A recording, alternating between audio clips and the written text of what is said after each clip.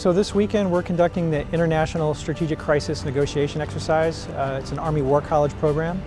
For this particular program, this is the first time that the Middlebury Institute of International Studies is going to host this program. So there are about 65 or 70 students involved in this, including from the Naval Postgraduate School, Stanford University, Berkeley, the Middlebury Institute at Monterey, and CSU Monterey Bay. We brought in the Naval Postgraduate students specifically so we can put a military perspective on each team. A lot of these students are a combination of undergraduate and graduate students. I don't think any of our students have really been in formal negotiation settings in terms of formal representing their country at a large organization. They haven't done that. We received some negotiation training on day one. It puts a lot of the things that we've been working on in our NPS master's programs into a kind of useful context. So at the end of the day, I think most of the students are going to learn that negotiation is a very difficult process. You have to strike a fairly narrow balance. So our narrative with that was we're just trying to help our people. Yeah. Right? So we're not looking at political boundaries and political issues. It's an international crisis negotiation exercise centered around a scenario involving the Jammu and Kashmir region and conflict between India and Pakistan. What we envision is your local policing agencies link up with our military. Do you not feel that you have enough security in the region now?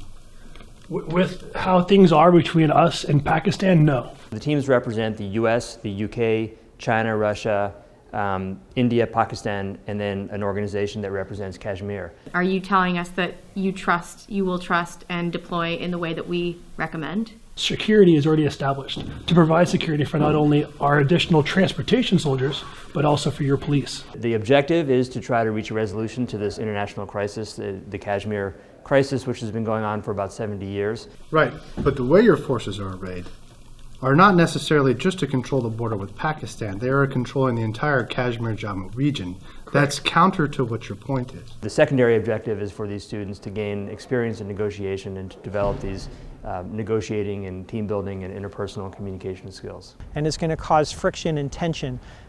People are just not going to understand. Why are you not understanding what I'm trying to say? This is a very simple solution. And the other side's going to come back and say, I don't understand why you don't understand what I'm trying to say. This is a very simple solution. We are no threat to you. Exactly. You are no In fact, so our point is, you don't need forces on us.